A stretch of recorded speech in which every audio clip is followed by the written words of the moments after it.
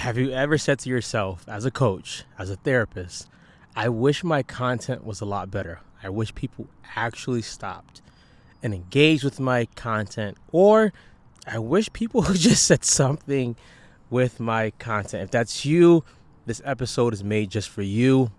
Welcome to the Unstuck Podcast. I'm your host, Drew Cost, and today I'm going to give you some ideas and tips and tricks to make your content better. So first thing we want to look at is when we talk about content, we're talking about the things you put out on media. That can be social media. That could be, I consider email in the form of media. Most people right now aren't really doing a lot of billboards. Maybe you're doing commercials, but what you're putting out to the world, that's going to be your content. Now, I like to think about content in this manner, and this part that I'm telling you, I did not create this part. I learned this part, so don't shoot me for it. You want to think about your content solving a problem for your future client or your current client. Frank Kern says something that he labels RAM, results and advanced marketing. You should be helping your future customer solve a problem before they even give you a dollar. Why is that? Because if you can help them before they pay you, they'll probably come back and pay you.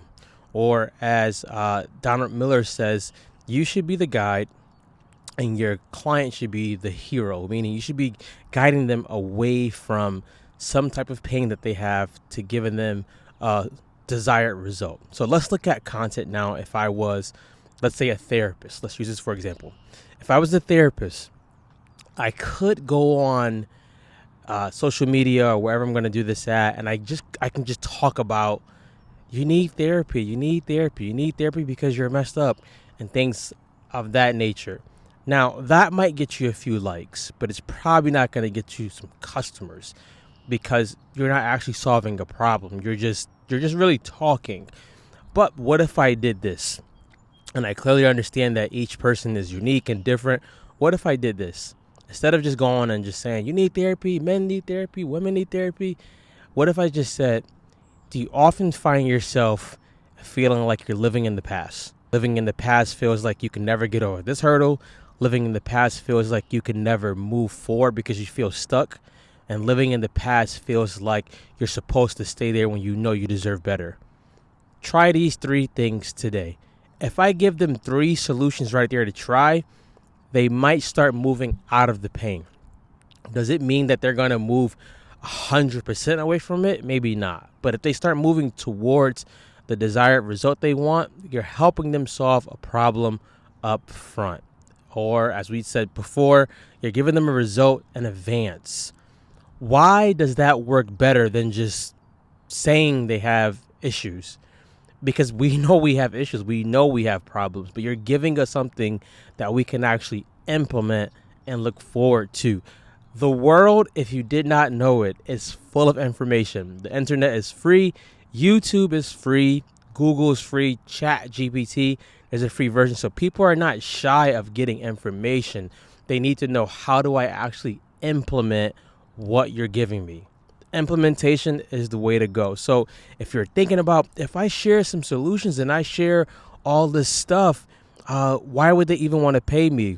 If you feel that way, you probably don't have enough stuff to actually give anyway. Or if you feel that way, you're missing the point that people will still pay for implementation. They want to know, how can I get from A to B to C? Tell me how.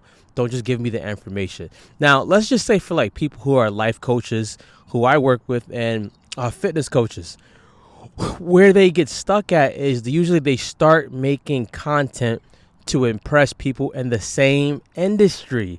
They start making content to impress other life coaches or other fitness coaches. That could be probably I don't want to say dumb, but that could be something that you shy away from, because your goal is to get people who you want to work with into your programs, into your virtual or physical office, into working with you. So you need to be speaking to their problems, not trying to impress your colleagues. Where do I see this go wrong a lot is people spend so much time making the content look pretty that we don't even know what the message is. I've seen people make content look like a freaking movie. It looks so amazing. It looks so good. And I never knew what the message was.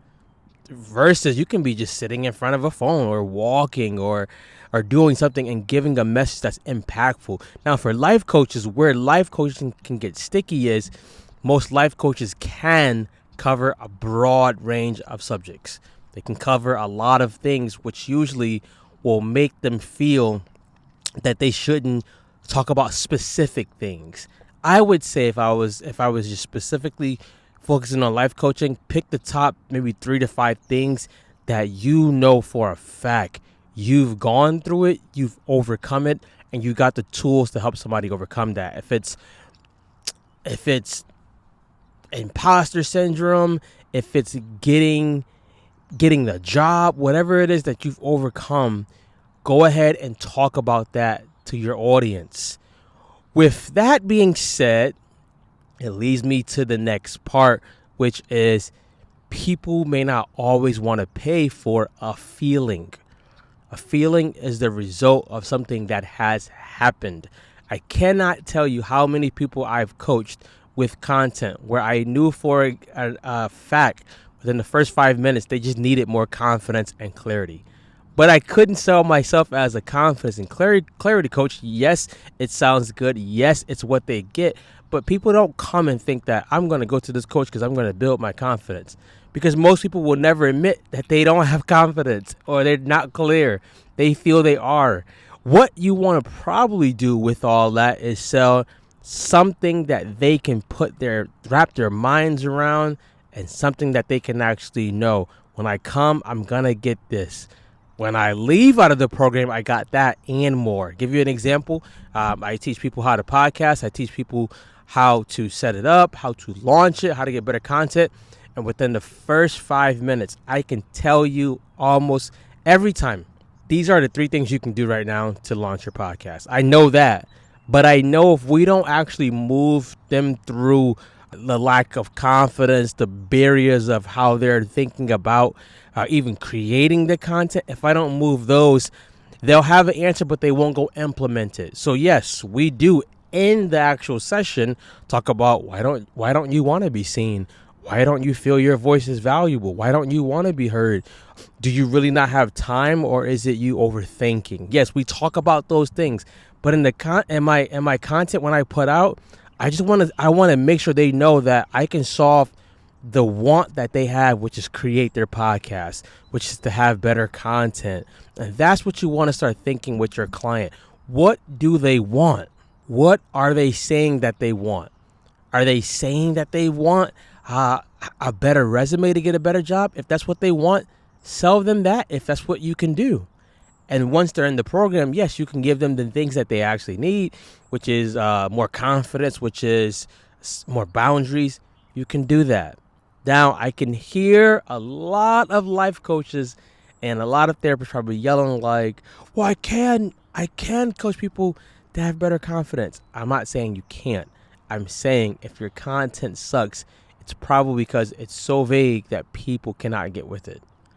I want to tell people in 30 days, I can help you start and launch your podcast from your phone. That's clear. It gets to the point. It gives them a roadmap of some sort until they get into the program that, hey, in 30 days, I'm going to have my podcast and I'm going to launch it. When it comes to content, you want to think, how can I solve a problem that the people have? I don't want to go and create a problem that they don't have. I don't want to try to make up a problem.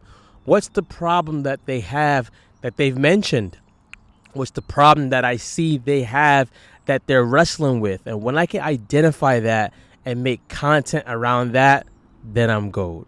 That's really it. I want to identify what's the problem that they have, and I want to talk about that in my content, and I want to give some sort of solution. I don't want to trick them. I want to talk about the problem, give some sort of solution, and then I want to maybe invite them to have what we would call a lead magnet, something that they can download, maybe something that they can go and watch, something that they can go read. I want to be in a place where they can connect with me even if they don't buy immediately. There's been tons of people I've worked with who haven't bought with me in years, but they were getting emails, they were getting lead magnets, and then when they bought, it was so easy to work with them because they knew, I know this guy can get me results because he's been helping me before he even charged me $1. So my question for you, will you get unstuck in your content by identifying the problems that you can actually solve for these people? Get unstuck, guys. Go be great.